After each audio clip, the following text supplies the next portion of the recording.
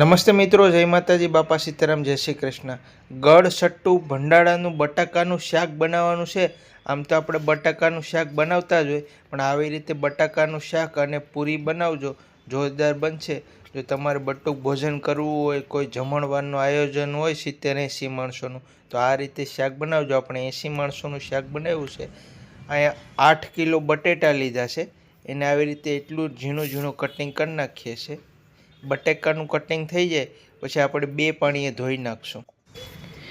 Pure બટેકાનું શાક બનાવવાનું છે। પછી આપણે 500 ગ્રામ ટમેટાની પેસ્ટ નાખી દેવું અને બટેકા એટલું ઝીણું કટિંગ કરવાનું એટલે વ્યવસ્થિત પાકી જાય। અને અહીંયા મેં બટેકા સાલ હોતા જ રાખ્યા છે, કારણ કે સાલ હોતે આ બટેકાનું શાક બનાવીએ તો એમાં ટેસ્ટ વધારે આવે છે। તો આવી રીતે અમે એટલું કટિંગથી 8 કિલો બટેટા કટિંગ કરી નાખ્યા છે। આ 80 માણસોનું શાક થઈ જાય। તો બટેકા સરસ કટિંગ થઈ ગયા છે અને એને હવે 2 પાણીએ ધોઈ નાખીએ છીએ વ્યવસ્થિત। સાલ હોતા બટેકાનું શાક બનાવો તો 2 પાણીએ ધોઈ નાખાય। ઉપરની સાલમાં થોડો ધૂળનો ભાગ વધારે હોય એટલે ઘસીને 2 પાણીએ ધોઈ નાખો, એટલે શાકમાં કોઈ જાતની કાંકરી આવે નહીં। 50 ગ્રામ જેવી આદુ લીધું છે, 50 ગ્રામ જેવા લીલા મરચાં અને 500 ગ્રામ ટમેટા લીધા છે। આ ત્રણેય વસ્તુની આપણે પેસ્ટ બનાવી નાખશું। આદુ મરચાંની પેસ્ટ અલગથી બનાવી અને ટમેટાની પેસ્ટ અલગથી બનાવી નાખશું। શાક વઘાર નાખી 1 કિલો જેવું તેલ ગરમ મૂકી દીધું છે। જીરું, મરચાં, બાદિયા, અજમા, તજ, હિંગ એટલા મસાલા લીધા છે। તેલ ગરમ થઈ ગયું એટલે તેલમાં નાખી દીધા છે અને ફટાફટ આપણે બટેટાનું કટિંગ નાખી દઈએ છીએ।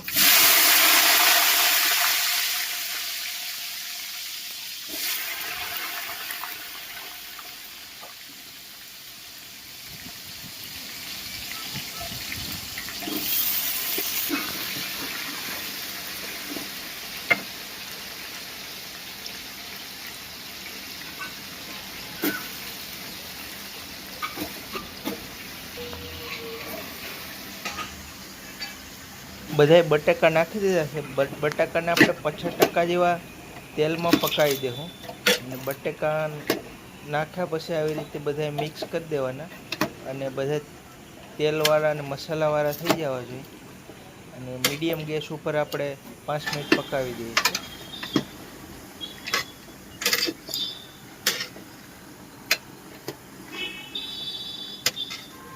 તો આવી રીતે આપણે ગળ સટ્ટુ બટાકાનું શાક બનાવીએ છીએ। આ શાક પૂરી હારે ખાઓ, રોટલી હારે ખાઓ, ભાત હારે ખાઓ, મજા આવી જાય। 20 ગ્રામ જેવા સિંગ ભજીયા અને 30 ગ્રામ જેવા સવાણું લીધું છે। આ શાકનો આપણે જે સ્પેશિયલ રસો જાડો થાય એના માટે આનો પાવડર નાખી દઉં, મિક્સરમાં પીસી નાખશું અને 60-70 ગ્રામ જેવું નમક નાખું છું। 70 ગ્રામ જેવું હશે એટલું નાખી દે એટલે બટેટા પાકતા હોય તો એમાં નાખી દે એટલે બટેટા ફટાફટ વ્યવસ્થિત પાકી જાય। નમક નાખ્યા પછી બધા બટેટામાં આપણે નમક મિક્સ કરી દઈએ છીએ। બટેટા પાકતા હોય એટલે તવીથો હલાવવાનું ચાલુ રાખવાનું, તળીએ સોટીની। 20-30 ગ્રામ જેવી આંબલી પલાળી દઈએ ગળ સટ્ટુ બટેટાનું શાક બનાવવા માટે। અને આપણે આદુ મરચાંની પેસ્ટ બનાવી હતી એ આદુ મરચાંની પેસ્ટ નાખી દઈએ।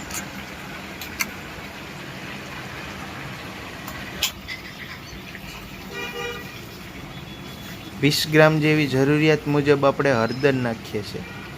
હળદરથી શાકનો કલર સરસ આવી જાય, સારી સહેલામાં હળદર નાખી દેવાની।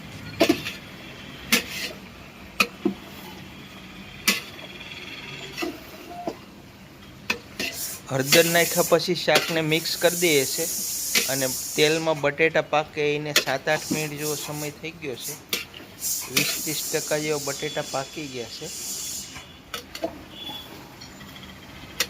હવે આપણે હજી 2-3 મિનિટ ઢાંકી દઈએ છીએ અને હવે આપણે જરૂરિયાત મુજબના મસાલા ગોઠવી દઈએ અને ટમેટાની પેસ્ટ બનાવી દઈએ। 500 ગ્રામ ટમેટા લીધા છે, એની પેસ્ટ બનાવી દઈએ। આ ગાય સાપનું કાશ્મીરી મરચું છે,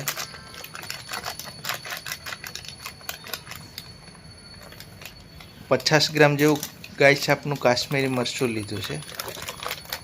આ ધાણા જીરું પાવડર છે, 50 ગ્રામ ધાણા જીરું પાવડર લઈએ છીએ આપણે. આ ભંડારાનું શાક બનાવી એમાં આ મસાલેદાર ટેસ્ટ હોય. જલારામનો ગરમ મસાલો 10 ગ્રામ જેવો નાખ્યો છે. આ મેગી પાવડરનો મસાલો નાખી દઈએ. ગરમ મસાલા જ છે આ બધા.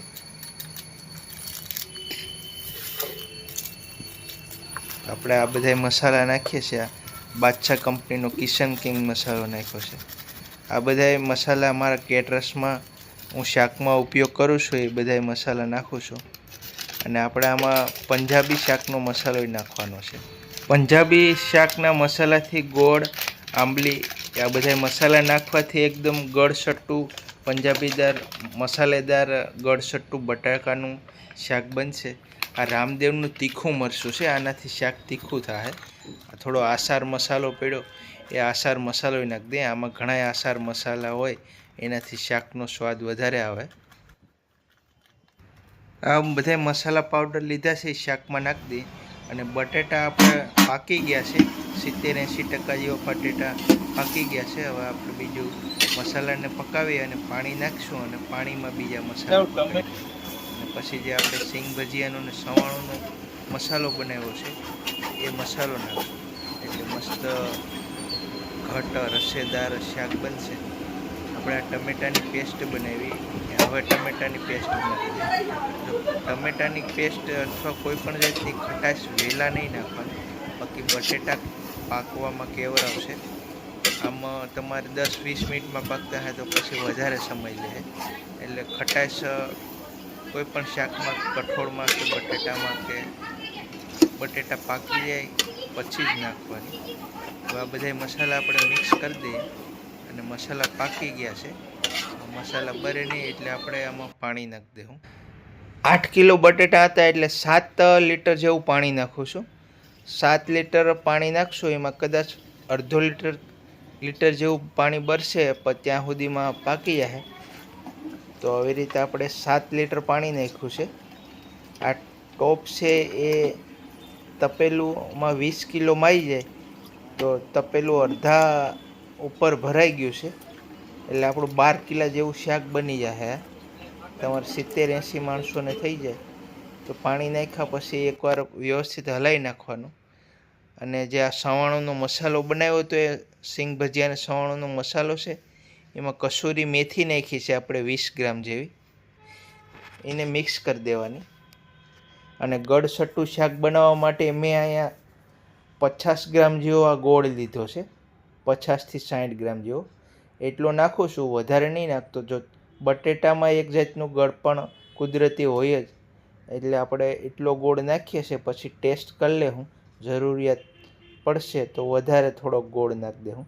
હવે આપણે આ શાકને 4-5 મિનિટ વ્યવસ્થિત પાકવા દઈએ. બટેટા પાકી જાય, ફૂલ બટેટાનું શાક આપણે ખાવા લાયક થઈ જાય પછી આમાં થોડુંક આંબલી પલાળી છે ને આપણે 30 ગ્રામ એ આંબલીનું પાણી નાખશું.